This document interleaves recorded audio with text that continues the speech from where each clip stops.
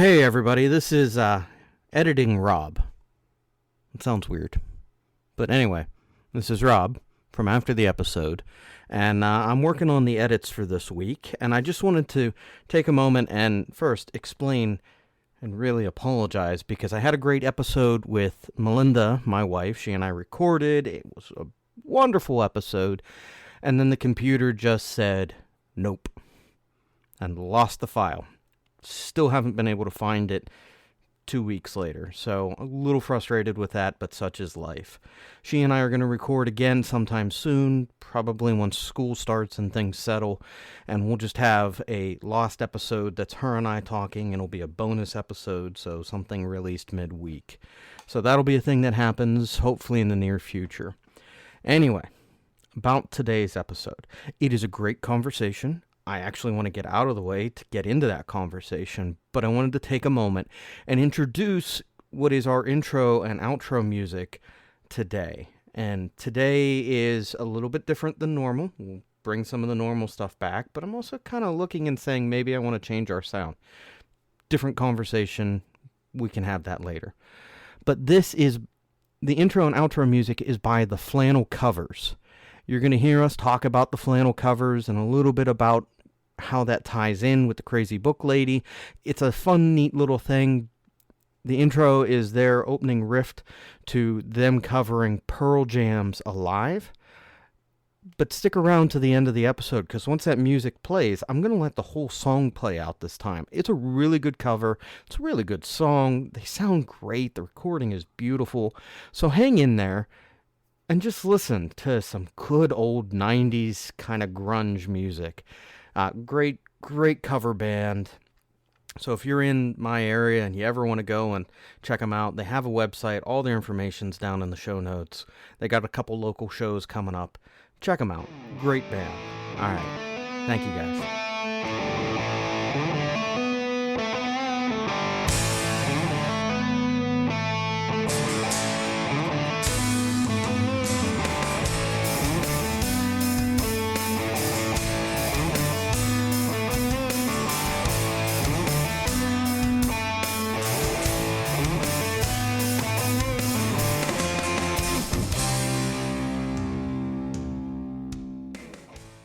All right. Well, good morning.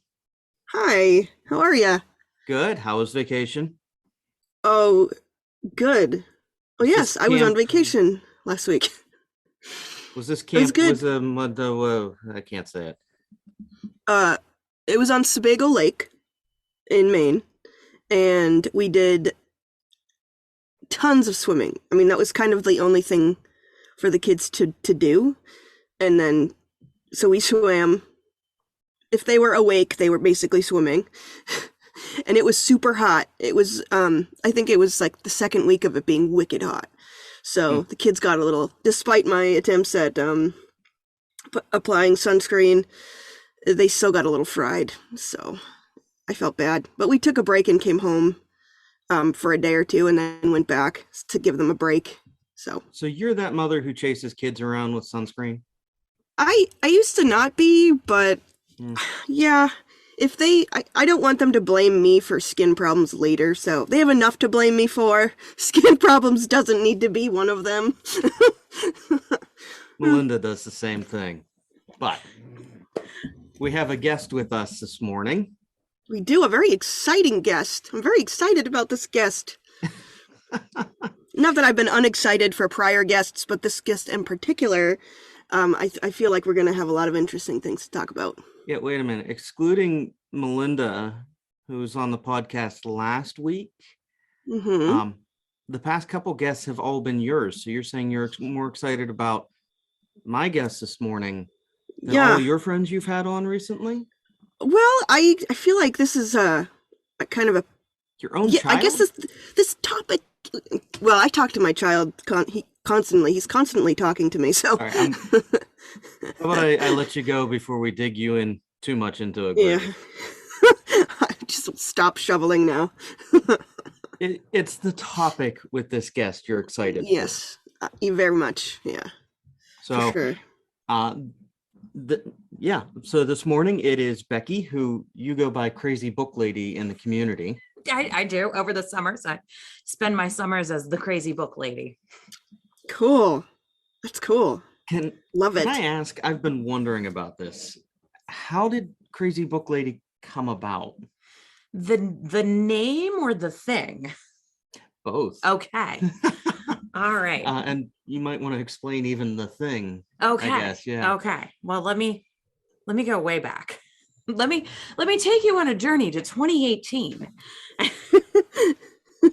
I'm a middle school teacher. I teach 8th grade language arts in the city school where Rob and I both work. And in that particular spring, I was trying to get my students to read more. And I had noticed it was a real problem, because I had very few kids, and I've always been someone who read for fun, ever since I was a very small child, and it was really disconcerting to me that my kids in my classroom weren't reading for fun. And when I sat down and talked to them, I found it wasn't because they didn't like to read. They did like to read. They like to read very much.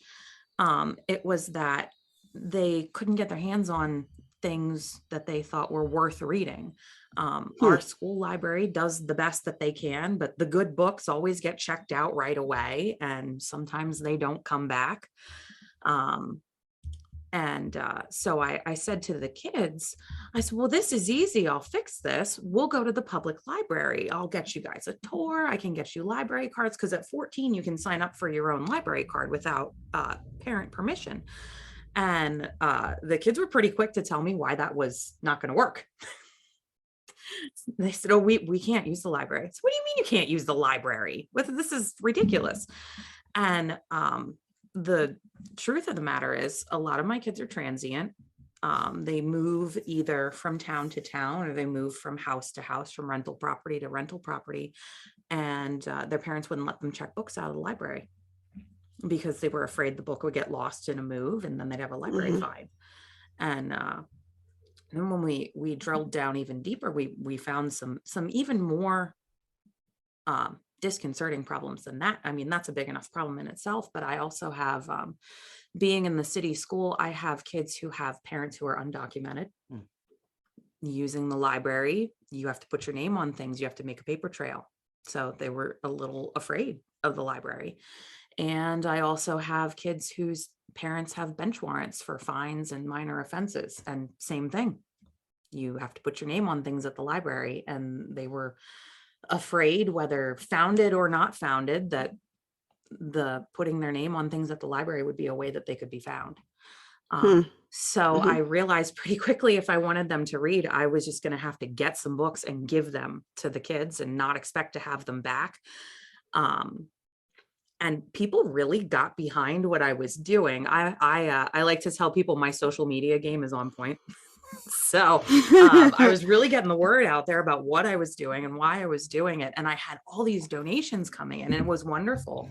Like, I could sit down with the kids once a week and say, what are you reading? What would you like to read next? And I could put a list out, and almost anything I could get.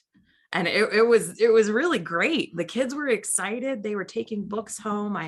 One of my girls in particular, she was so proud. She had about 10 books that she had gotten from me, and she had a shelf in her room. And she had never had a little library of her own before. She was so proud.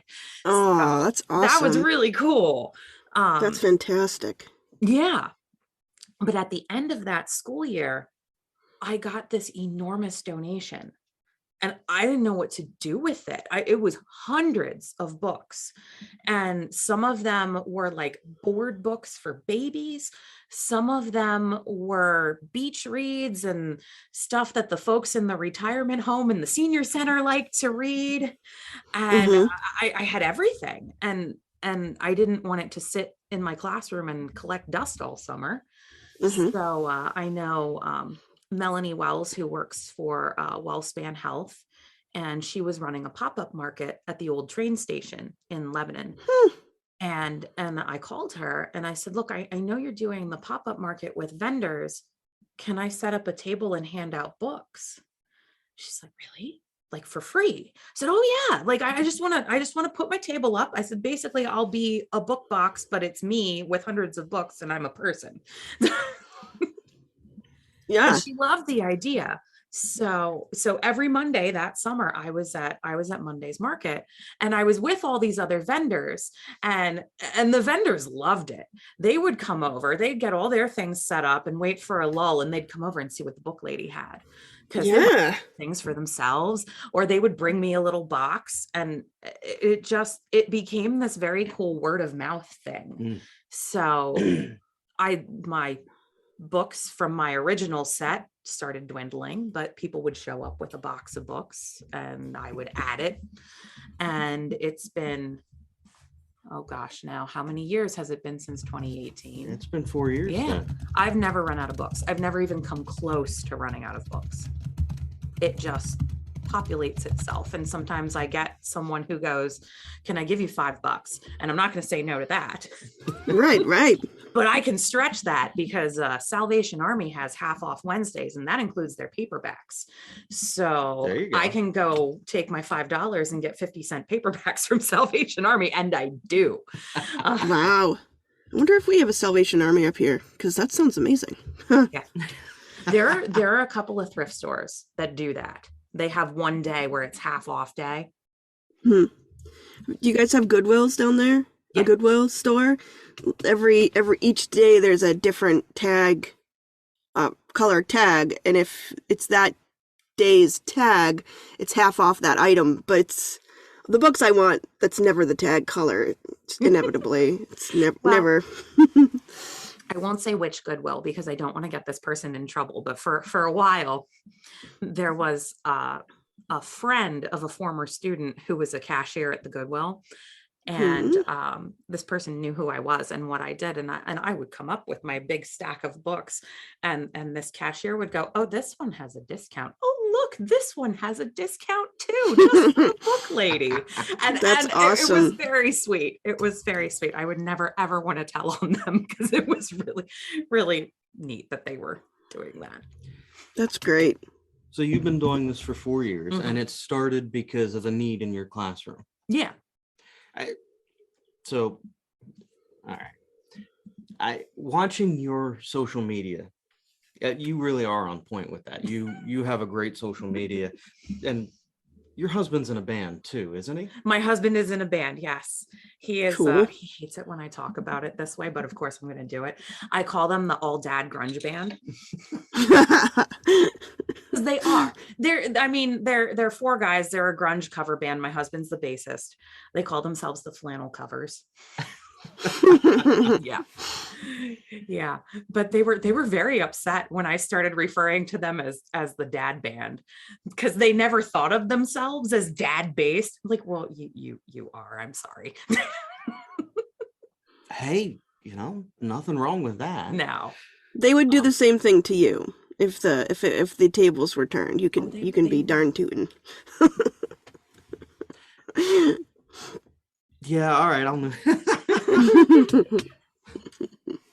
Okay, you guys sing the mom band? Yeah.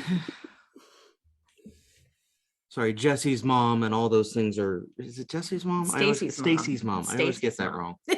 Jesse's girl, Stacy's girl, Stacy's mom. Yeah, music and I don't always agree, but your husband does band, but you also have a whole lot that you do with your own social media that's promoting what is Crazy Book Lady. But even some of the things, and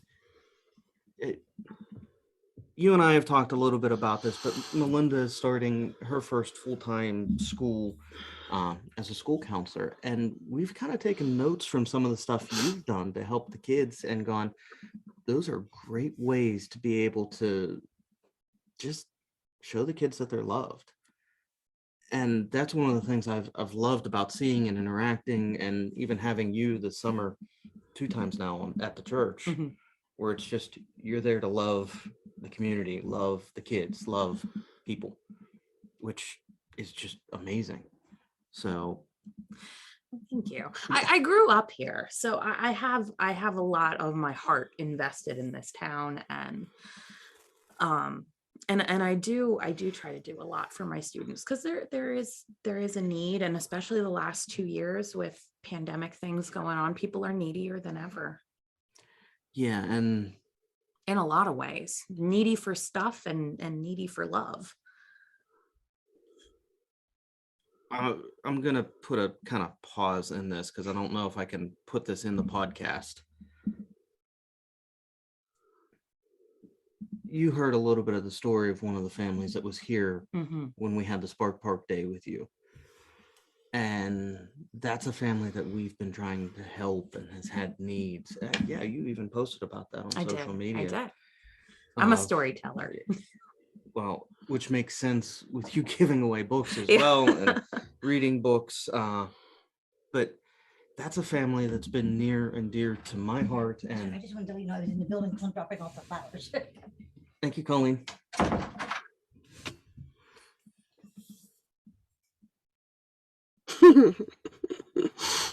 Yeah, that's about right. Nope. School is the same. I get it. But no, that's a family that's been near and dear to my heart. And okay, sorry, I'm getting lots of things.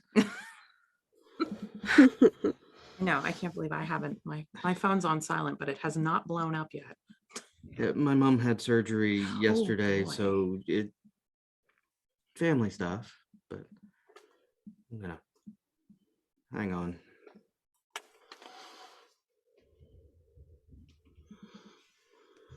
Oh, I shouldn't have looked at my phone. I feel so old.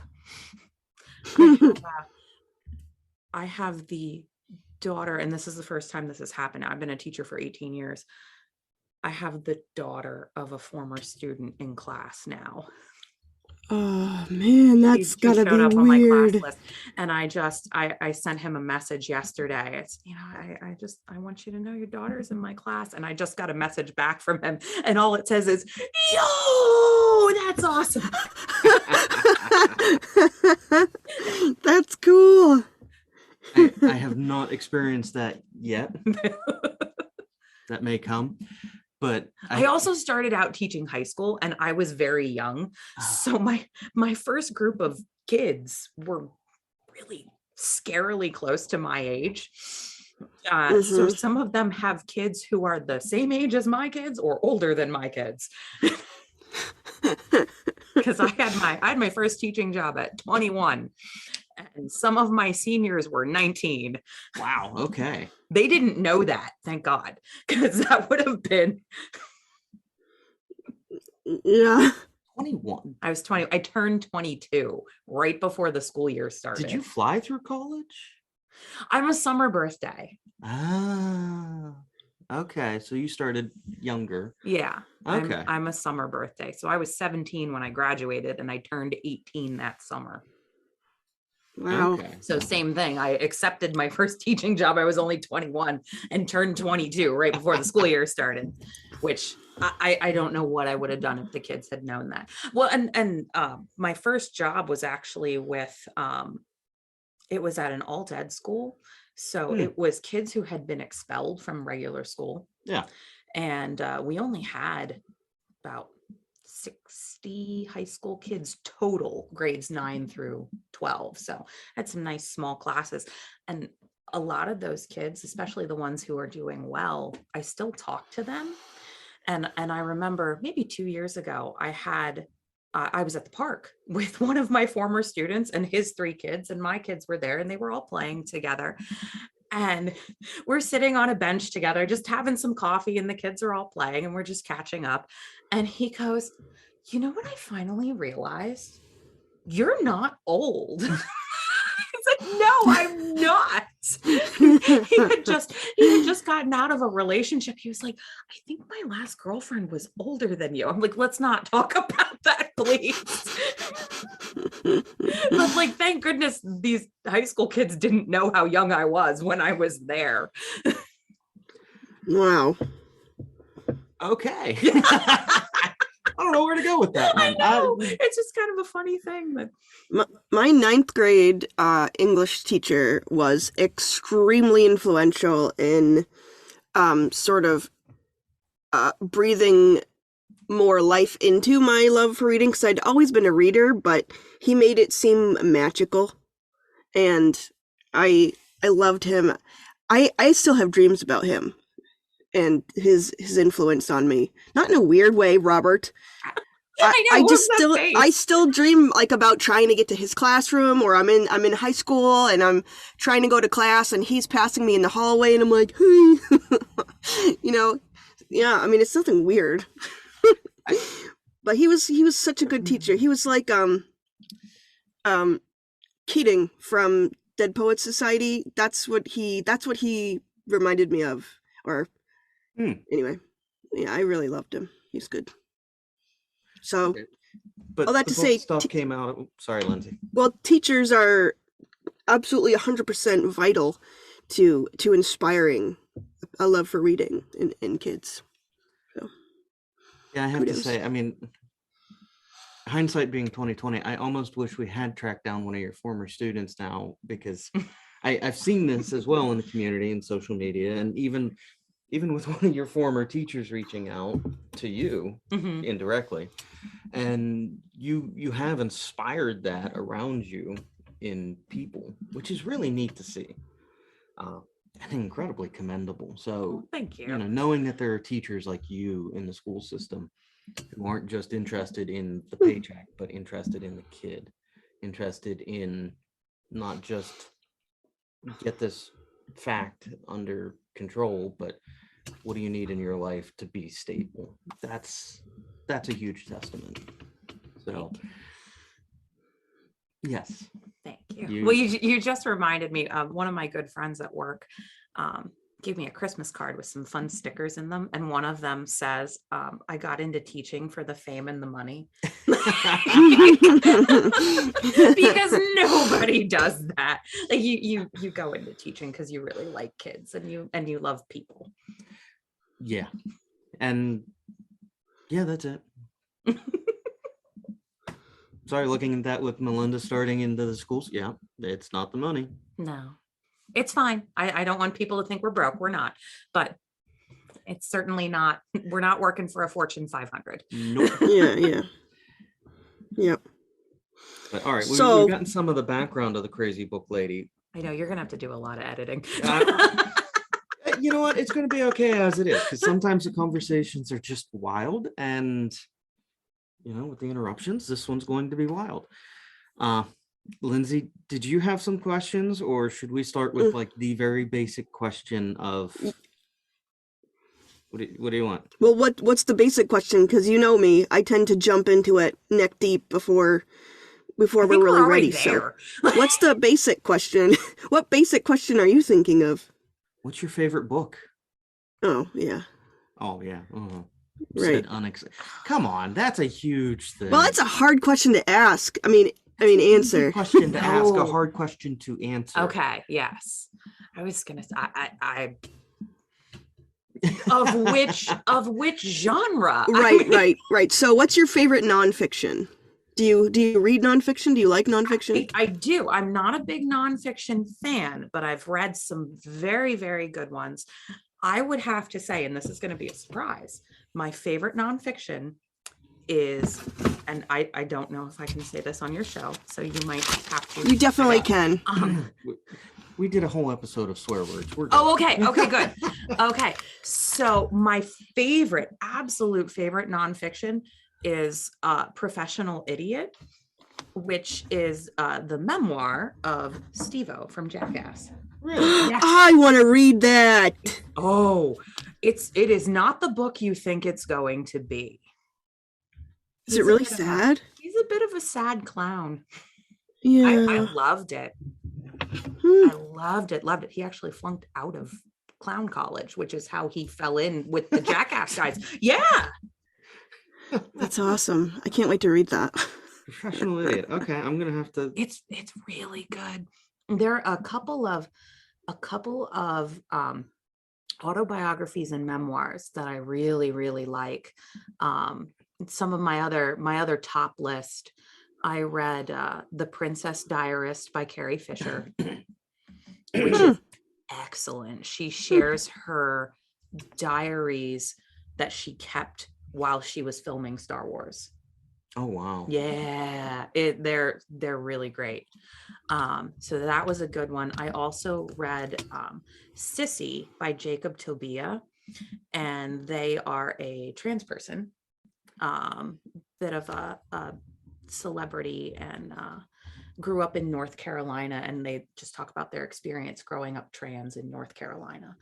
And that was wonderful. As a teacher, I always try to get other teachers to read that, because I mean, more and more we have trans students in our classrooms, and that really helped me to better understand something that is very much out of my own experience. In fact, I loved the book so much that I emailed the author when I was done and said like who I was, and this book is excellent. This helped me so much. And I must have gotten a 2-page email back from them, which I did not expect. Wow. I did not. I still have it saved in my inbox because it was really nice to have a little bit of a correspondence. More recently, I read Where Tomorrows Aren't Promised by Carmelo Anthony, the NBA player.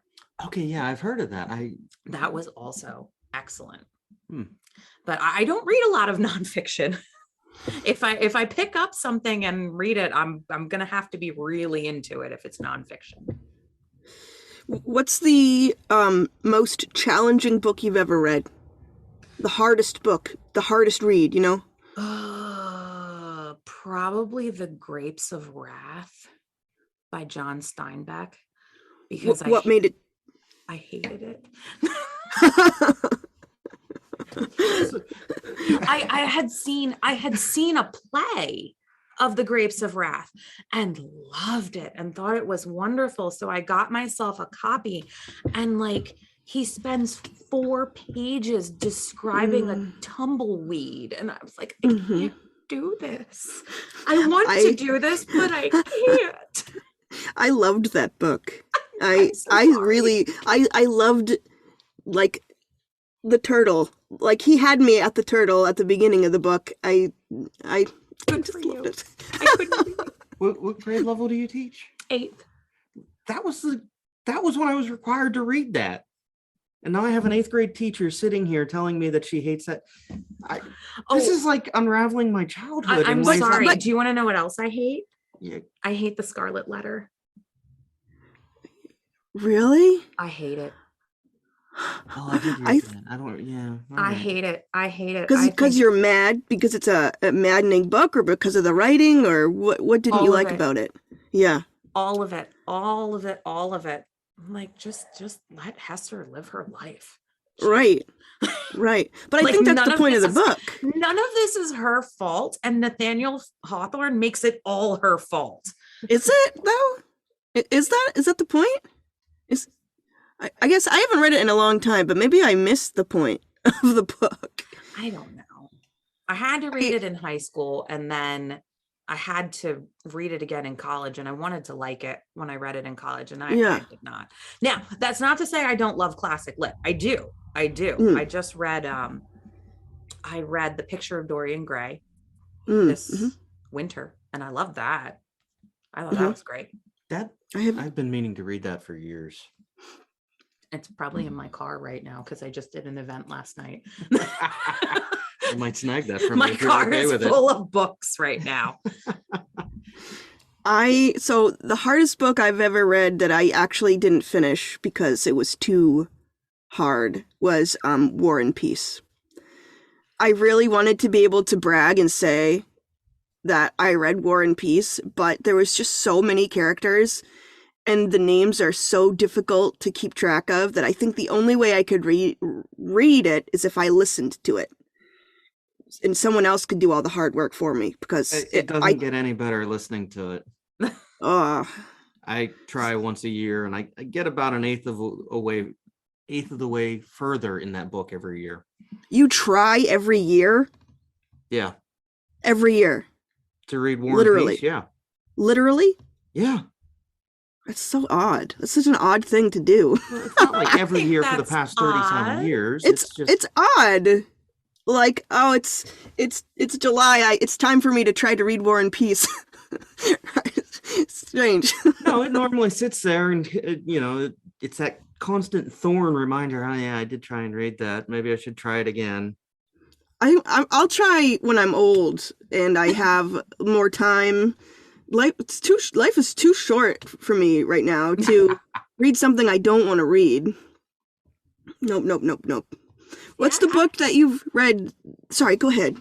Oh, I was gonna say I'm probably gonna hop right on top of that question. I don't know if I'm gonna guess what you were gonna ask. You reminded me of something I do every year. For the last, this will be now my 3rd year doing this, and this is the thing that people don't understand.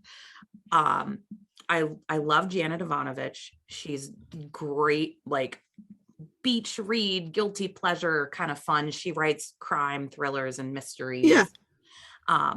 She has a series about a Jersey girl named Stephanie Plum, who is like down on her luck. She just got divorced. She just got laid off. All of her, like her car got repossessed. She has nothing better to do than to go work for her cousin, who is a bail bondsman. And she means to get an office job, but she ends up being a bounty hunter because that's where the big money is. And she is just hapless and bumbling, and they're really funny. They're really funny books. But a new one comes out every November. So round about July, I reread the entire series. Wow. And there are 32 books in the series now. So wow. I just got done a couple weeks ago. I'm up to number 6. And people ask me all the time, they're like, how can you reread a book like that? So, well, do you sit and watch Office reruns all night long? Because that's what that's like for me. It's like binging reruns of my favorite show. So yeah, I do that almost every October. I did it once outside of October, but October comes around and we as a family are like, oh, Halloween, let's watch Harry Potter to help get in the mood. And so we start watching the movies, and I sit there and go, this is the worst movie ever. The books are better. And then I go, I'm just going to read the books. Yeah. Come October, I normally read all the Potter books. Yeah. I don't reread many books. I've reread Cloud Atlas several times. I loved it. The movie's doesn't do the same thing. So if you don't judge the book by the movie, because the movie doesn't do the same thing, the book's really smart. The movie missed the point, I think. Like, the point is not the same in the movie. What's that? That happens a lot. The movie just missed the point. Yeah. Uh-oh. Oh, she froze. That book I love that book. And I can't even really explain it, I guess. I guess I just love Elizabeth Salander, and I love the writing. I love how it feels kind of cold. It's written really coldly. Like, it's just really interesting to me. But what else have I reread? I don't know. The Mark of the Lion series by Francine Rivers. I've read that a couple times, I think. Have you guys ever read the Mark of the Lion series? I've heard of it, but yeah. It's good. It's good. But I wonder what it would be like reading it now, because I think I read it a bunch in high school or something. I don't know how it would come off to me as an adult. But in the Poisonwood Bible by Barbara Kingsolver, I've read that several times. So the list is small. And even though, like, I want to reread Harry Potter, and I've reread the first one like 3 times because I've read it to the kids and this and that. I think I've reread, and I've listened to them a bunch. What? But I definitely don't have a tradition. Like, I just read The Fellowship of the Ring for the 2nd time in my whole life. Oh. And it was so much better than the first time I read it. And I liked it the first time, but I got so much more detail because I read it out loud to my son. So I was listening more, I was hearing myself more, and I got a lot more out of it. So what are you going to make? Wait a minute. Moment of judgment here. You've only read Fellowship of the Ring once? Yeah. Yeah.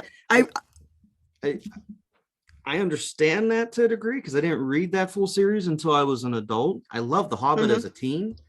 couldn't read the rest of them. But come on, I read that.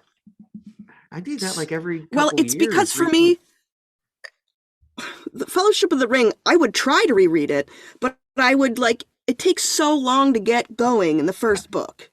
I'm like, oh my gosh, I'm only at the Prancing Pony, and I've been reading this for forever. And I think my favorite book of the series is The Two Towers, and I think I've read that twice. And we're about to start that with Toby, and I'm excited because I think The Two Towers is my favorite because I love Rohan. Love Rohan. Speaking of which, this leads me to my, what was it? The Two Towers is my favorite too. I mean, I'm a sucker for book 2 of pretty much any series or movies. I mean, Empire. The world is already established. It is one Empire. Yeah. Awesome. Okay. Ooh, have you ever read Robin McKinley? No. Okay, if you like vampires, Robin McKinley has the best vampire story I've ever read. It's called Sunshine. And picture Anna Kendrick, an Anna Kendrick character. That's who I pictured the whole time. It's so good. And the bumbling thing, like you were saying about Stephanie Plum. Stephanie? Yeah. She's kind of like that. She's funny and unassuming and what am I doing in this book? She's so cute. I really love the story. So I highly recommend it. Maybe it'd be a good October book because it is scary at parts. Cool. It's not tongue in cheek or anything. It's very good. Why was I saying that? Oh, okay. So what is your favorite fictional universe? In books. Ooh, that's tough. Mm-hmm. That's really tough because I love me some Westeros. That's Martin, right? Yeah. Yep, yeah, that's George. Game of Thrones. George. I actually have a very, very chic, very classy infinity scarf that I wear to work sometimes. When you unwrap it, it's a map of Westeros. Awesome. That was a treat yourself present to me from me. I did not expect that one from you. Okay. I mean, Yeah. that's a good one. Well, actually, Game of Thrones got me through a very tough time. I started out, and this doesn't happen this way very often with me. Books, I'm assuming, or show? Both. Okay. Both. I am a huge fan of both, and I think it's because George R.R. Martin worked on the TV series. Yeah. As a media adaptation of a book, yeah, Game of Thrones was pretty good. Yeah, I have a couple TV and movie adaptations that I really, really like. Game of Thrones is one of them. Hunger Games is another. Oh yeah. I love the Hunger Games movies and the books. That's something I've read several times. Mm-hmm. So I love Westeros. I do like the Pan Am universe. Mm-hmm. I'm also a huge fan of Castle Rock. That would be Stephen King's. Yeah. I was hoping you'd go there. I love Castle Rock too. I'm reading, I have it in my bag right now. I'm reading If It Bleeds. Yeah. A collection of 4 short novels. So I'm doing that for the book challenge that just started. Mm-hmm. Mm-hmm. So yeah, that's another thing that you run. You do a summer book challenge. Mm-hmm. Well, it's not just the summer. Oh, it's all year. So this came from being the crazy book lady. So it all interrelates. So I realized that it wasn't enough just to get books into the kids' hands, because a lot of my kids were going, can I take this for my mom? Can I take this for my dad? And of course, I think that's wonderful, because that's something that both of my parents are readers. I have to mention that, because when they did the Lebtown article about me, I only talked about my dad, and my mom was very upset with me. She was like, I read too, you know. I said, I know, mother. But the thing is, I got really into reading horror because that's what my dad read. And I was reading kids horror books, and my dad saw I really liked them. So about 6th grade, he started sharing his Stephen King with me, and then I really, really liked those. So that really started me on my like just devouring of huge books. All right, so I have to ask, since you kind of referenced the age range and kids horror, was that the age of R.L. Stine, or? Yes. So I had some, I think Goosebumps was pretty new when I was in late elementary school. Okay. I wasn't allowed to read that book. Those books, I hid them under my mattress. So Goosebumps, and then there was Fear Street, and Fear Street was the series for teenagers, which every now and then, just for like nostalgia's sake, I can get some of my 8th grade girls to read the Fear Street books, but they're so dated, because there are things where like they're using like landlines to do things, and there are things that the kids are like, what is this? Or like a phone booth, and so some of them have stood the test of time, and some of them really haven't, and they're just like, well, I would catch the killer no problem, all you need is a little caller ID. I'm like, yeah. But anyhow, yeah, so that would be Fear Street. Actually, there was a book I read. I found it in my elementary school library. It was called The Ghost of Opalina, and it was about a cat. So this story was told from the perspective of a ghost cat who had lived in the attic in this house for like 2 centuries. And I loved that. So you get like all these different time periods. And I think the book was written in the 60s. So it was these children in the 60s just moved into this house and discovered this cat in the attic. And yeah, I know. I reread it recently and was like, this was my jam in 4th grade. Why? But I loved it. Loved it. And my dad saw that. And I think that's when he started passing me the Stephen King. He's like, well, if you like that, here you go. So, speaking of which, cats, scary cats, Pet Cemetery. Oh. I think that's the Burke. I think that's the scariest Stephen King book for me. It got under my skin the most, and I had bad dreams about it. Ooh. Yeah, that. I mean, have you read that it? one's pretty scary. I know that probably is the one that my dad is the most afraid of, because when he was reading it for the first time, I have an older sister. She's just 2 years older than I am. So we're pretty close in age. And then I have a brother who's much, much younger. He is 8 years younger. But my sister and I were just about the age of the kid in Pet Cemetery. And that was the thing, like that did it for him. Like he still talks about how that was one of, and my sister and I were like little blonde kids too. Like Yeah, that we were his little children of the corn. I had kids when I read the book, and that book got under my skin big time. And I won't spoil the book, but the ending was the absolute scariest ending of a book I have ever read. Also, guess what? Castle Rock, the movie, the show. Did you watch the show? No, because I don't have the right streaming platform. It's like, well, just do it it's like $6 a month. And see, you should talk to my husband. This is what I keep saying. Just $6, and then you can like watch the show and stop watching it. But it's filmed in Orange, Massachusetts, where I grew up, which is really cool. Like I've been, like there's scenes in there. I'm like, oh my gosh, I've been to that bridge. I know where that is. And oh yeah, my friend lives right up the road from there. Like it's really cool. So I loved it. And if you've seen Misery with Kathy Bates, the second season of Castle Rock, which I think is the best one, this woman plays a younger version of Annie and does her so well. It's amazing.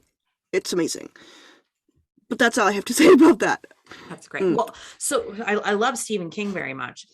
And I discovered there is an author that the horror author I love even more than Stephen King, and that is Joe Hill, who is his son.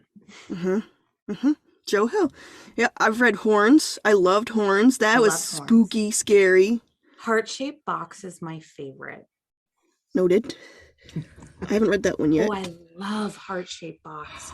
I must have read Heart-shaped box about 3 or 4 times. Have you read the short story Into the Tall Grass? Yes, I just read that this spring. I just read the collection that it's in, Full Throttle. I just read that. I think that's one of the scariest things I've ever read. Gross. It was gross, pretty scary. Disgusting, gory. Wow. I can't believe you went there. And in the show, they go there too. And it's almost like you're not really... sitting in my Netflix queue. I haven't watched it yet. It's pretty gross. But it's good. It's King and classically King. And that's written by Joe Hill and Stephen King. Yeah, they wrote correct? it. So there are 2 stories in that collection that they wrote together. Is the other one 1922? No, that's Stephen King by himself, which I also love. Full Dark, No Stars is one of my favorite Stephen King short collections, like start to finish, because I love 1922. I love Big Driver. Is that the duel thing? Like the truck driver that's following the guy? Yeah, okay. Yeah, I love that. And actually that was made into a Lifetime movie. And for a Lifetime movie of a Stephen King book, it's good. It is really good. Because it's about stalking? So it's like Lifetime because it's stalking? I don't know why they made it, but sure. I mean... like an after-school special about stalking. Kind of. But and like Maria Bello is in it. She's the main character. So they got some pretty famous people to be in it. I love Full Dark, No Stars. In Full Throttle, which I just read, that actually contains my favorite short story of all time, which is a tall order because I've read a lot of short stories.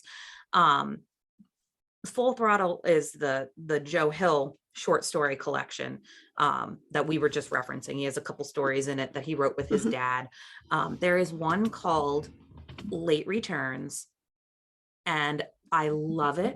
It's got the right amount of creep factor, but it also it made me cry because it's a beautiful, beautiful story. It is about a bookmobile. It's like awesome. A guy probably about my age comes back to his hometown, needs a job, and the library has a job driving the bookmobile. That's awesome. It is a beautiful story. I just like it just makes you happy. And it's got a little spooky in it. So I just read his collection Bazaar of Bad Dreams. That was really good. Okay. I enjoyed that. A lot. I listened to it, and they had different narrators for each story, so it was super fun. Cool. It's fun to listen to. And then in between the stories, Stephen King would comment on either the writing of it or the theme of it, and so I love, and it was him. He was narrating that part, so that was cool. I love listening to him talk about writing and reading, but I'm an aspiring writer, so I like to listen to what he has to say about that. Yeah, I do like that. And that's one of the other things I loved about Full Throttle. In the back of the book, Joe Hill had like story notes, story by story. So if you wanted to, you could read the story and then read his notes about writing the story, which I think is fun. He's a big Easter egg writer too. If you didn't know, you have to keep reading through like the acknowledgments and like a note about the type, like the stuff you never read, because he hides things. Oh, I see what you mean. Yeah, like in Nosferatu, which if you're not familiar with that book, it's a license plate. So that's how you pronounce it, but it's NOS4A2. Yeah, Nosferatu. Cool. But that's a vampire book. And that's Oh, yes, that's a vampire. yes. That What's that might be my favorite vampire story. It's for me, that's between Nosferatu and Salem's Lot. Yeah. Salem's Lot made me afraid to walk my dog at sunset for a while. Yes. Yeah. Yeah. That was Because that's good. the whole thing. The vampires in Salem's Lot come out exactly at sunset. Like if the weather, it's funny, it's kind of funny, but it is a pretty scary book. But so like if the weatherman said that like sunset was at 5:02, the vampires come out at 5:02. And it's one of the things where like the main character in the book is like, you got to be kidding me. Like, really? What's his? Go ahead.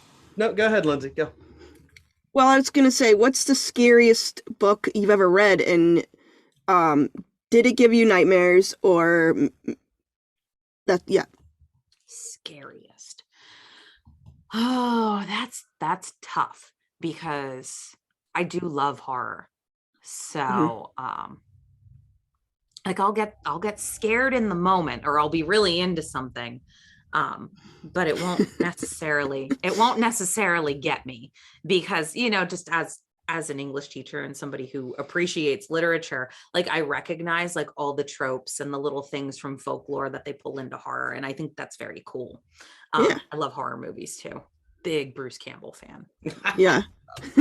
So I was so sad when Ash versus Evil Dead got canceled. Oh, it did? It did. I have not been following that. It did. They made it through. I think it was the Third or fourth. I'm almost finished with it on Netflix because I had started watching it when it was on Stars and had to wait for it to come out because some things in my house only I like, so I have to watch them when I'm alone.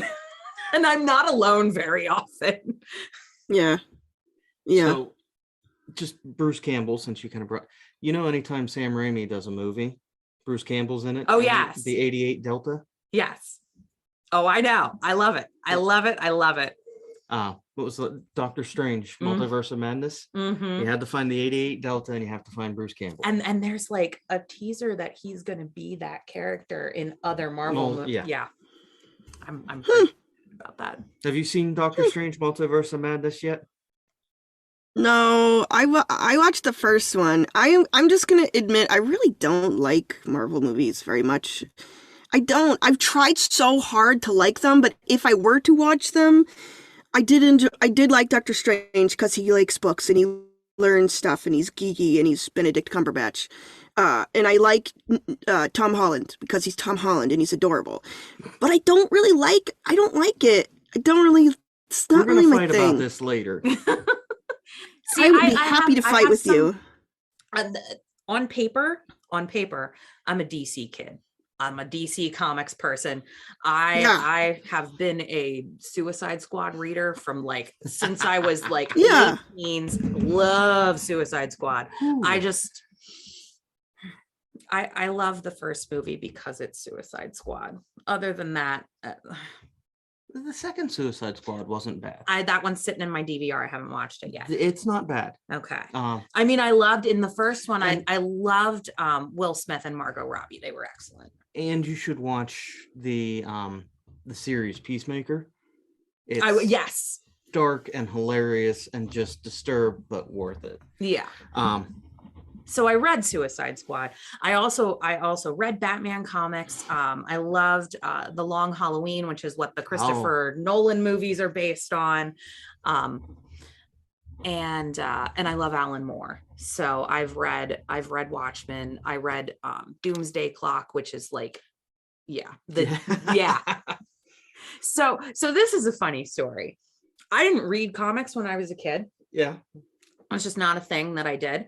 When I was about 18, I had a boyfriend who was like a real like literature snob, but he was super into like the real thinker graphic novels like Watchmen and Sandman and those kinds of things. So I read Watchmen when I was 18 to impress a boy.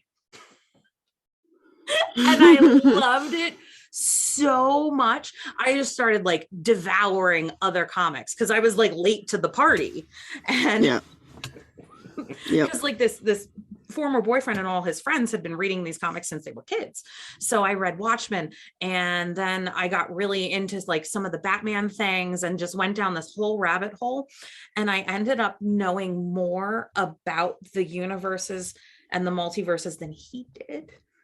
And he dumped me because he didn't like that. Wow. So I think no big loss there, because like, I mean, I lost like 150 pounds of dead weight and gained like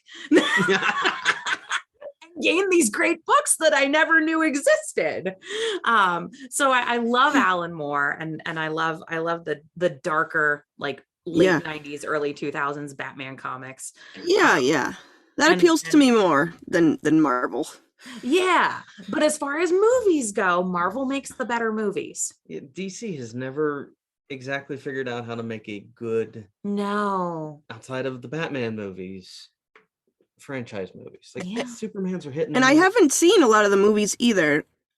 I took a nap during but I do when we saw it in the theater, like the big fight between like Zod and Superman. I took a nap. It went on too long. I was like, this is cool, but you both can't hurt each other. So now I'm sleepy. Boring. Yeah. I don't even think I've seen a Batman movie since like George Clooney was in it or something. But I saw Gotham on Netflix.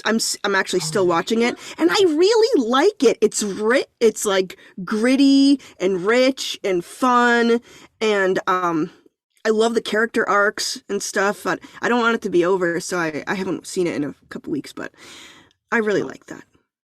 I recommend it, and I'm surprised I'm going to say this, but the Robert Pattinson.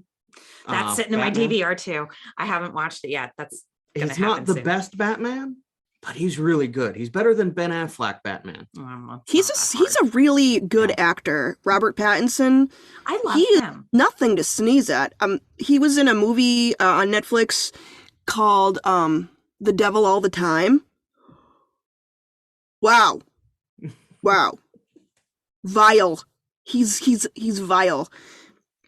And Tom Holland's in that too. It's good. I put Robert Pattinson and Daniel Radcliffe kind of in like the same league, because like Daniel Radcliffe can't do anything bad. I love him. I know it. Have you seen the movie adaptation of Horns? He was very good in that. He was very good. Have you seen Swiss Army Man? I have not. He's a dead guy. He's dead. And it's amazing. She made me watch it, and I'll tell you what, it's hilarious. It's one of the weirdest movies you'll ever watch. But he's so good. He's in the Weird Al biopic. He's Weird Al. I know. I'm looking forward to that too. Like he doesn't make bad choices. He's doing a great job. I think he's made himself known as a super eclectic actor who can do anything, and now he's in anything he wants. Yeah. So. Yeah. But. Yeah. We need to start wrapping up. I was gonna say we've been going for a long time. Well, and you said you had an appointment or a thing coming up at 10. Didn't you? Oh no, actually, okay. Okay, so on Saturday mornings, I go visit my 87-year-old grandmother in Eastern Lancaster County. And because I knew I was doing this, and actually Dad Band has a gig later today, and I wanted to go along to that, we went and visited my grandmother yesterday. Oh, okay. We can keep so going. We can keep going, and you're just going to have a lot of editing to do. That's okay. This is a good time to tell you, unfortunately, that because we did things sort of different today than we always do, I forgot to hit record until Becky was like introducing herself and talking Hey, about. Lindsay. That was like way at the beginning. Lindsay. Yeah. I'm recording the whole thing. You too. And I'm just going to use that. You're good. Don't overthink. I Okay. got it. Okay. Good, because I messed up. Good. But All right. So, I think this all started because we were talking about the book group on Facebook. yeah, that's where we started and went a ways away from that. All right, so context. Lindsay and I set a challenge kind of for us and what we were aiming for, and you wanted to read how many books this year? 50. And I'm aiming for 60. Yeah. So that's a personal challenge that she and I have been doing, and then we also do a book club with the 42, and about every 3 months we read a book, talk about it. But you do a thing. This last book that he picked, I have been reading for 3 months. I actually have a copy. It's sitting on my shelf. So I'm going to get there. So I I really think- enjoy this book. It's 7 Eves, by the way. We're talking about it next week. I enjoy it. I thought it was a great book. I thought it was a great premise. The beginning of it still disturbs me. But apparently Lindsay said No, so what was I gotta save my vitriol for next Saturday, but it's good when it's narrative. But he's obsessed with his own world and can't stop. It's like he wrote this in. It's like he wrote a video essay for YouTube, and it's very interesting world, very interesting technology, super cool. But just like the narrative is sort of like there too sometimes.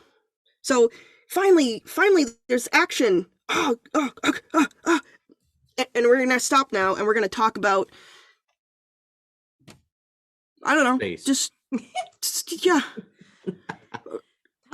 That's actually a little how I felt over the winter when I was reading The Picture of Dorian Gray, because I was real into it. I was real into it when it was talking about the characters and their interactions and all the things that were going on. And then there were like 20 pages of just like Victorian society and furniture. I was like, why are you doing this to me? Yeah. But then it picks back up again. Like it goes back to like Dorian in his house. I'm like, okay, good. We're good now. Yeah. And interesting, but if you pick one, do one and do Yes. and like, because the not narrative is cool, but you're interrupting your story to do a lot of not narrative. Yeah. But I'm almost done. I am going to be done by next Saturday, which is a miracle. But I've been really pounding it out. So also, have you read, sorry, Anne Rice? I'm 35 years old and I'm just now reading Anne Rice, and it's so good. I am loving it. And it's also a 1,000 page book, Rob. So have you read The Witching Hour? No. So I tried, and I think it was just because like it was 2020 lockdown and my head wasn't in the right place. I tried to read Interview with the Vampire, and I got about 50 pages in, and I just needed something lighter. Yeah. Because of like my own mental state. So Right. I liked her writing. So Very but I rich and humid. It feels really humid. It's like, and I think that's it, is her the way she writes is so close. It's so like, oh, it's like 100% humidity in her books. I don't know how to explain it other than that. It's just so rich and interesting. Yeah. So I always meant to pick it back up, and I imagine I would like it given different circumstances, but I just wasn't ready in April of 2020 to read about people sucking the life forces out of each other. Like I was not in the right headspace for that. Yeah. So late 2020, early 21, she had me read what was my first Stephen King novel. Oh, understand. Yeah. Why would you do that to him during a pandemic? I didn't make him. I just said this is my favorite book. And he's like, oh, I'm gonna have to read that. I didn't make him. It was his choice. I have audio somewhere where you're like, no, you really need to read that. Well, yeah, but he didn't have to read it then. But yes, it did come up in conversation, and he read it, and he was scared. It is one of the best. I think it is. Actually, you want to talk about, I had trouble coming up with the scariest book I ever read, The Stand. Really? Yes. Yep. And it probably also has to do with the fact that I read it for the first time when I was 14. Yeah. I was terrified of Randall Flagg. Terrified. See, I actually really liked how they wrote that character. That's not what bothered me. It was the pandemic that messed with me. Yeah. Well, I would imagine, yes. But that was also being in the state of pandemic. Yes. So actually, funny you say that. I read The Fireman by Joe Hill, which is his pandemic story, which is also excellent. But I read that was November 2020. So we were pretty far into things, and there were parts of that where I was like, oh, I don't like this, but it was such a great book. It was such a great book.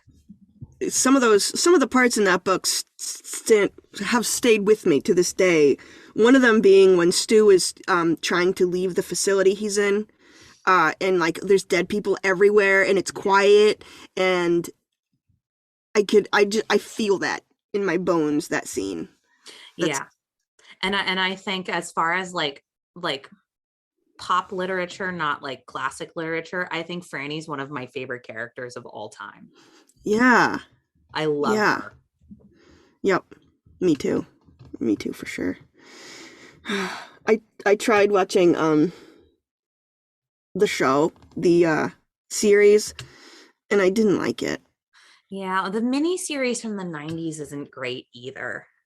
It was like they did the best they could. Now, Gary Sinise is Stu, and I love that choice. Yeah, me too. But the rest of it, I just because they have Molly Ringwald plays Franny, and they had her dye her hair for it, and she does a fine job, but she's not Franny. Yeah, she's not Franny. No. Nope. But anyway, I'm sorry, Robert. Okay, so the book group. Yes. Okay. So I realized that, just giving my students books wasn't quite enough, because ultimately what I had intended to do as the crazy book lady, which is what the vendors later named me.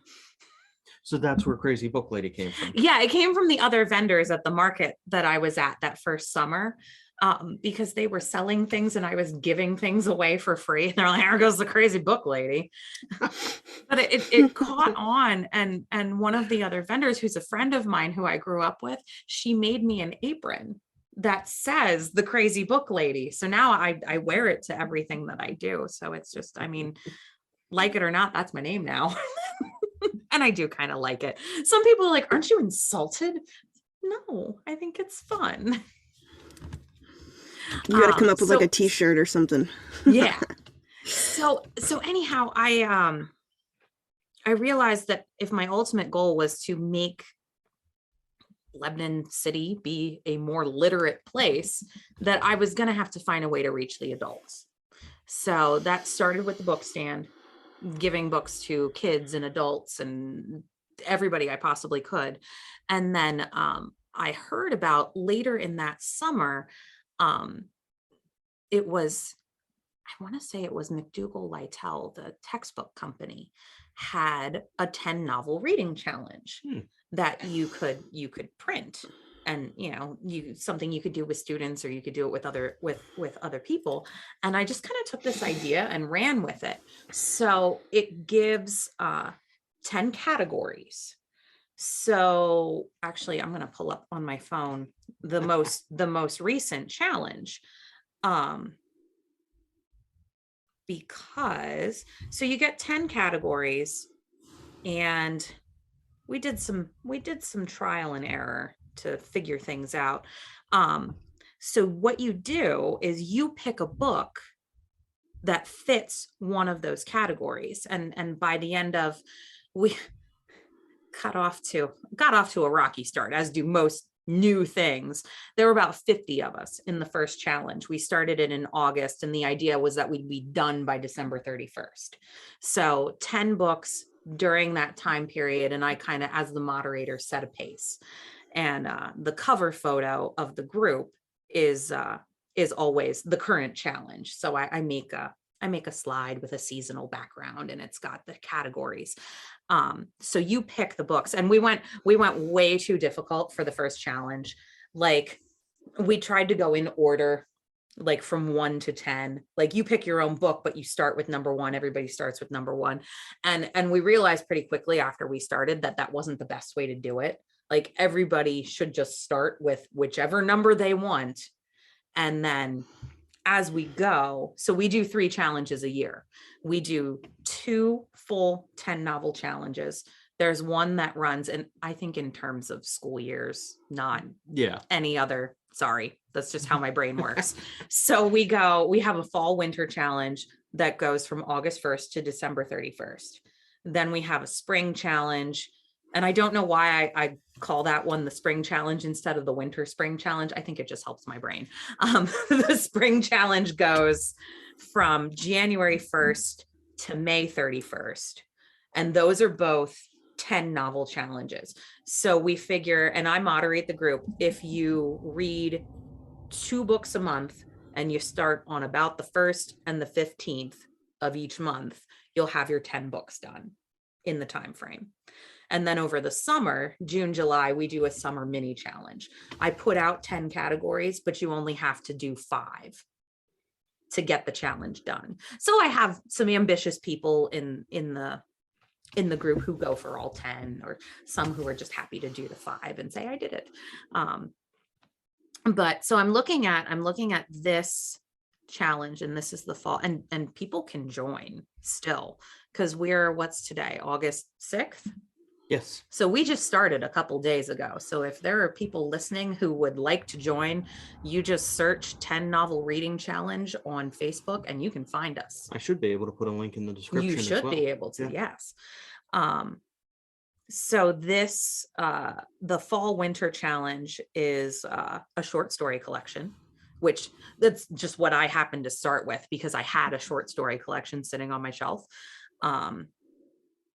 A book set in Africa, a family drama, a spooky read, the book that's been on your to be read pile the longest. So War and Peace for you, Lindsay. Mine is probably going to be The Plague of Doves by Louise Erdrich. That's been sitting on my to be read pile probably since 2005.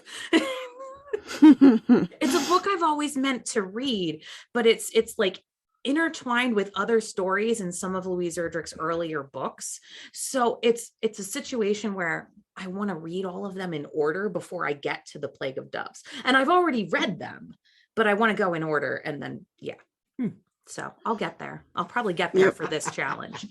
An action adventure story, a book that's under 300 pages, a story that makes you laugh, a story that has a catchy title, and a guilty pleasure read. So those are our 10 for this 5-month set.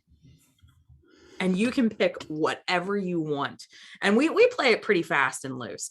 So nonfiction's in play. I know it says novel, and I argued with somebody about this. They're like, nonfiction is not a novel. I said, I know it's not a novel. Calm down. Just because the reading is the thing. And we're over 300 members now. Oh, wow. Which is kind of amazing. We started with 50 and we're up over 300 and counting. I pick up a couple new people. I mean, we drop a couple lurkers who haven't participated and they think, why am I doing this? But some people, and I love this, some people just like to lurk. Yeah, I'm not guilty of that, I swear. No, I'm currently lurking. They just actually, like to read other people's posts because we all talk about what we're reading, and we've got some. Boy, do we have some super readers. We have some people who just go and go and go. One of my favorite dear members. She is I've known her daughter for a long time, and I taught both of her grandkids. But she's on dialysis. So she reads, while she's but I've had people in the group who've been like, oh my God, why does Karen read so much? I'm like, but that's her. That's 6 to 8 hours every Yeah. other day. So of course she reads that much. I said, don't feel bad that Karen reads more than you do. Like that's just her thing.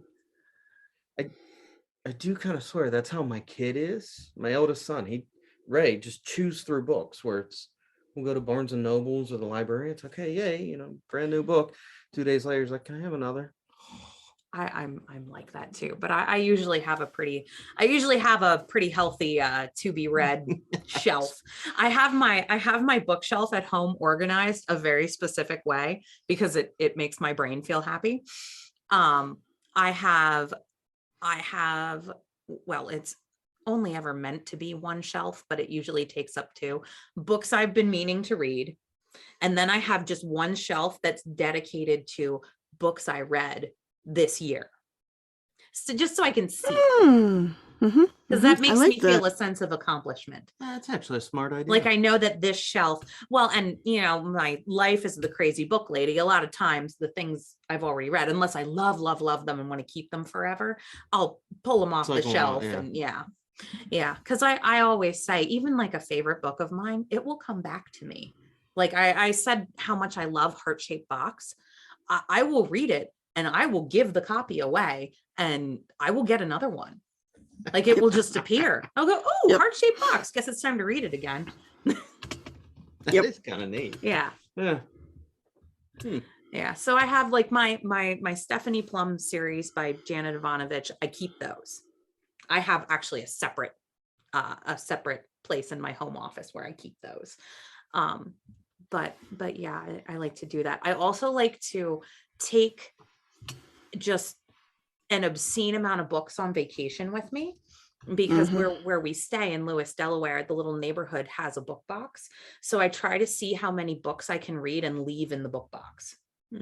That's so cool. So I make more room in my suitcase. That's awesome. I love that. I read 6 books on vacation this year. How long were you on vacation? A week. I couldn't even get through one. Wow. That's always awesome. read like that. I go in spurts. Like when I was reading Full Throttle, I started that in April and only finished it in June. Where were you on vacation? Lewis, Delaware. Well, I mean, like, was it a beach? Were you on the beach? I don't really read on the beach. My kids are too little still for me to do that. And they're not that little. They're 9 and 11. But still, like, I want to watch them. And the Lewis beaches don't have lifeguards. So I can't sit on the beach and read. But I mean, if I'm in the beach house, you're reading. Everybody else is sitting around watching TV and I'm reading. Yeah. Yeah. My kids are, I have a 10-year-old, an 8-year-old, a 5-year-old, and a 3-year-old. Oh. So, well, bless you. I read every chance I get, but I also like have to do other things. Unfortunately, so I've been listening to The Talisman by Stephen King on audiobook. Nice. So it's really creepy. Yeah. But so I read when I can. Now, you are also starting something this fall that will help you with your reading. Yes, I am going to be the library at my kids' Christian school, private Christian school. So, it's tiny, but, it's mine. So I'll be reading to them. Like I get to pick books and read to them up to, the 7th, 8th. So up to 8th grade. I'll read to them. So in different classes, like it's a special, they cycle in. So I'm excited. I'm excited for that. I've been collecting books. Actually, if you have any recommendations, books. Are you sure you want this? Yeah, honestly, if you have, because I want books that are good to read out loud, but I don't do accents very well. I wish I did. I would take a class on how to do accents, or like how to do voice stuff better because I want to be the eccentric. I want them to remember what I read and I want them to love reading. So I want to be entertaining and not boring. So anyway, all that to say, I'm hesitant to read books like from the South because how can you read a book from the South and not do the accent? But I can't do the accent, so I don't know. Well, all my Southern accents just end up sounding like Mainers, a Mainer accent. Like you're talking around marbles. I can start you with an easy one. It's actually one of my favorites. It's called No More Dead Dogs. No More Dead Dogs. Yeah. Okay. And that's about 6th or 7th grade level. You could do it with 8th graders too. There's a character, it has multiple narrators, and there's a character named Trudy who I always, when I read her out loud, I read her as a Valley girl. And the kids love it. So you could probably do that one. I could do that one. And that's it's a really fun book. It's about a kid who has decided that he's never going to tell a lie ever again. So it you know, and it might be great for a Christian school because it talks about some ethical things. Like there comes a certain point where people are like, the main character's name is Wallace. They're like, Wallace, you're mean. Like, yeah. Like, not saying you should lie, but maybe don't tell the truth so hard. Like you're mean. Yeah, that sounds good. That sounds good. Have you read Peter and the Starcatchers? No, but I've heard good things. It's really good. And if you listen to it, Jim Dale narrates it. He's the one who narrates the Harry Potter series too, and he's amazing. And it's a really cool series. It's like Peter Pan's origin story, and so it's neat. And it's not necessarily how the original book is. Like, it's different, which is kind of fun. I liked it. So I recommend it. I'm thinking about reading that one, but it's kind of long. Even if I read for like 45 minutes per class, I only have so many weeks. I don't even know if I could finish that like in a school year. Yeah. I don't know. Yeah, and that is definitely a thing you have to think about. But be careful asking me for book recommendations, because Rob can tell you what happened when he asked me for recommendations for his book club. I just went on and on and on and on. Yeah, so I think I've talked about this, but with the older kids, we've been doing a summer reading, let's sit down, go to the coffee shop, talk about a book we're all reading. And we've been reading Girl in the Blue Coat, which has been a neat conversation piece. It brought out some neat little historical things from within the church and families. But yeah, she gave me a long list of, this one's good. And then 10 minutes later, but wait, these are also good.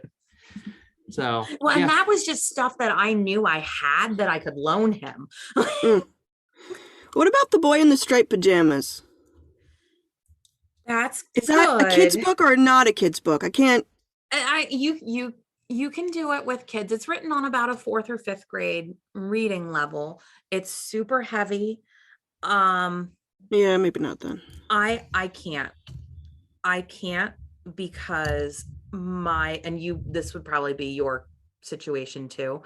The boys in the book are too close to my boy's age, and I can't do it. Yeah, because it's so heavy and so sad, and it makes me think about my own children too much. Yeah, so like I am not emotionally equipped to teach that book at the moment. Maybe in 10 years when my kids are a little more grown up.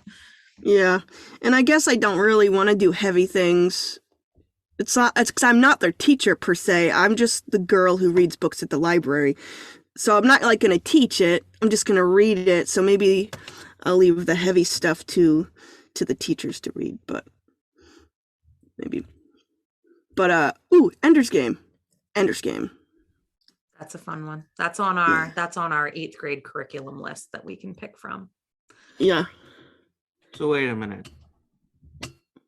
How's that not a heavy book that you need to discuss? Ender's Game is pretty heavy. I guess. But it's not Holocaust-y. No, it's genocide. Yeah. Oh, right. Let's wipe I forgot. everything out. By the way, I I feel guilt for this for years, and I can't give any more without saying spoilers. But Yeah. in the movie, I forgot. It's been a long time. I didn't like the movie. Even if Harrison was in it.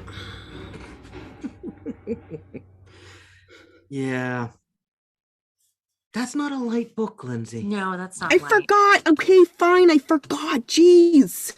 That's not. That's although there are some really good books that touch on some heavy topics that are totally doable with kids. Like we just at my school this year, we just did a book called New Kid by Jerry Craft. And it's about a Black student in Washington Heights who gets accepted into a mostly white magnet school on a scholarship. And it's funny. It's a graphic novel too. It's really funny and really insightful, but it also allowed for some very interesting conversations that I could have with my students about racism and unintentional racism. Because there's a particular part in the book where like the teacher can't remember any of her Black students' names. And yeah, it's written in a funny way, but it's also like, wow, this makes me uncomfortable because this is real and this happens. Yeah. Yeah, we did a book study like that with the church a couple of years back. It was Waking Up White. And there were some hard moments in that. Yeah, the good conversation points. But well, yeah, and that's the thing about this New Kid book. It does something like that that's a little heavy, and then there's something really funny afterwards to break the tension. So that's a pretty cool book with some heavier themes. I also really like, and this is one of the ones I had pitched to you. It's called Hope Was Here. Oh yeah. And that's about a teenage girl who is under the guardianship of her aunt because her mom had her and wasn't ready to have a child and basically signed custody over to her sister. And they are the aunt is a cook and the girl Hope is a waitress. So they go from town to town and they like flip diners that are in trouble. So they stay for a while, and like that's just what they do. They stay for a while until a place is back on its feet, and then they find the next place. That's a neat book. So it's the story of them finding the town that becomes their home. And that's a good one because her mom is still kind of in her life, and it's this very complicated thing where like she shows up and she does a beautiful job. It's Joan Bauer is the author. She does a beautiful job discussing all these complicated emotions that Hope has about her mom. Like it's her mom and she loves her, but she also kind of hates when she comes to visit because it's such a disruption. Yeah. Like you come here and you say you love me so much and then you leave again. That's a good one. That's a good one. I've done that with 8th graders fairly often. All right. So I'm going to say we do need to start wrapping up because now I've got an appointment coming up again. All right. But I'd like to propose an idea, and I can edit this out if the answer is no. Lindsay, you've got the next pick for the book club. And you've been thinking about that and pondering that because you want some vindication for what you have deemed a poor choice. Yeah, I mostly just teasing you about that, but yeah. And I know. But what if in early winter, late fall, after we discuss whatever your pick is, if we bring Becky back on and we let her pick whatever our next book is? Oh, that's a big instead of you and I going back and forth, and we can have a conversation again. And because this has been excellent, and I I'm editing, so I'm gonna have to go through and oh no, I did want to add that to the read list.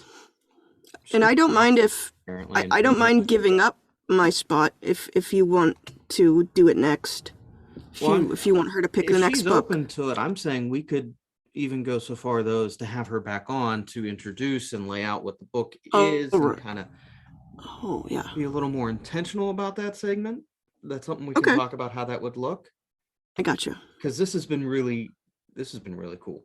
Yeah, this was fun. This was really fun. So if you're open to that, I'd love to have you on again and kind of surrender what not this pick, but the pick after of. Well, and that gives me some time to really think about it. So is that something you're open to? Yeah. Okay. Cool. So we'll get you back on probably late October, early November. Yeah. And that'll let school start up so we can. Yeah, because usually I'm pretty hard to pin down in September and October. Yeah. Because I mean, I have other things I do in my classroom. I also do we call it Fun Friday, where like twice a month I'd like take the kids out on a Friday night and we go do something in town. So I do a lot of things. Your kids or your students? My students. Wow.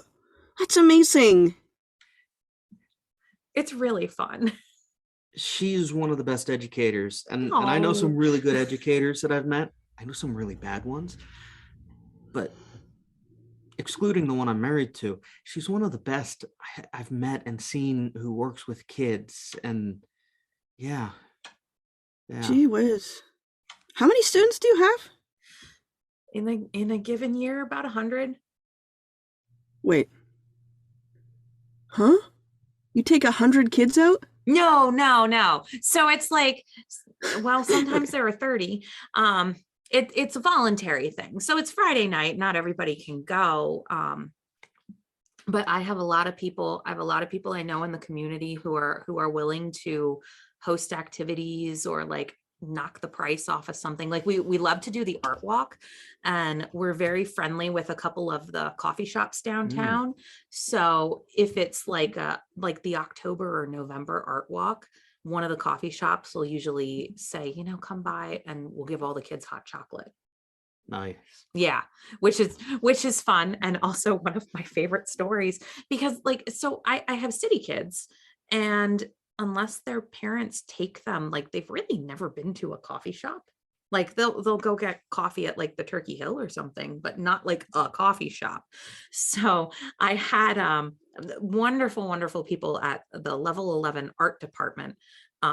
They sponsored hot chocolate for us from Timeless Cafe one time, and we're in, and the kids are getting their hot chocolate, and I noticed there were little cups that were meant for just water, and there was a carafe of water next to the carafes of coffee, and I noticed that some of my kids were putting coffee. I said, "What are you doing?" And they're like, "Isn't this free?" They thought the coffee carafes, that they thought it was free. Oh. They were so innocent. They weren't trying to do anything wrong. They just thought, well, it was out and there were cups and it's free. Yeah. It's for the water. So I went up to the counter and I paid for the coffees that they took, and the kids, I said, it's okay, you guys. Like, you don't, and that's one of the reasons why I do it, because they don't learn unless someone takes them. And yeah, just seeing the stuff you've done throughout the year has been phenomenal. So yeah. Thank you so much for coming on. This has been really cool. Very fun. I've got a gigantic list of books to read. Thank you. Awesome. Yeah, thanks for having me. This was really fun. Yeah. And thank you. And thank you everyone for listening. And yeah, there's your fall reading list.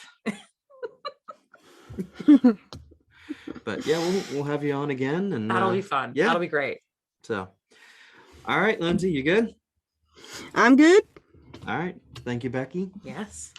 And yeah, next week we're talking. What are we talking? Seven Eves. Jeez. Talking Seven Eves. So, yep. All right, sounds good.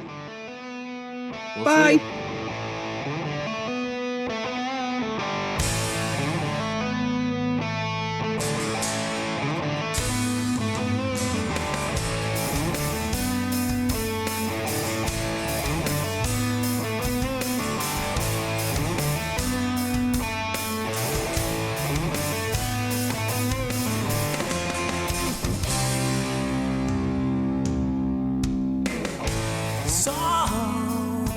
said, have I got a little story for you?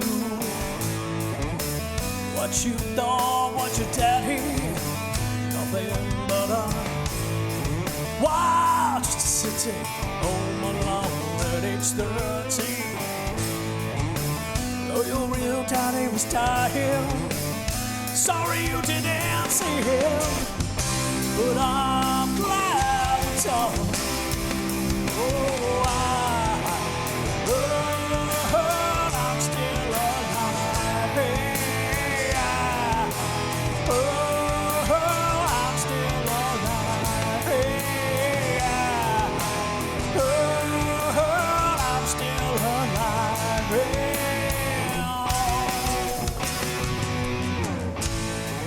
Oh, she walked slowly across the young man's road.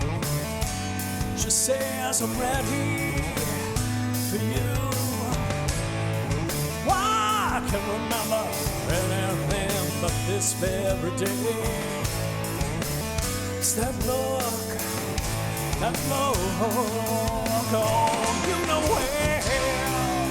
Now I can see, I just say, I'm still alive. Hey, I'm still alive. Hey,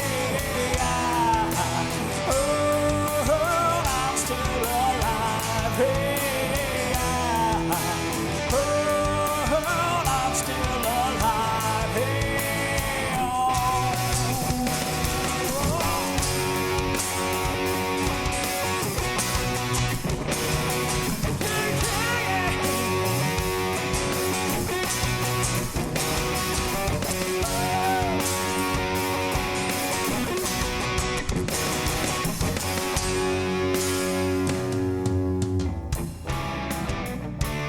is something wrong, she said.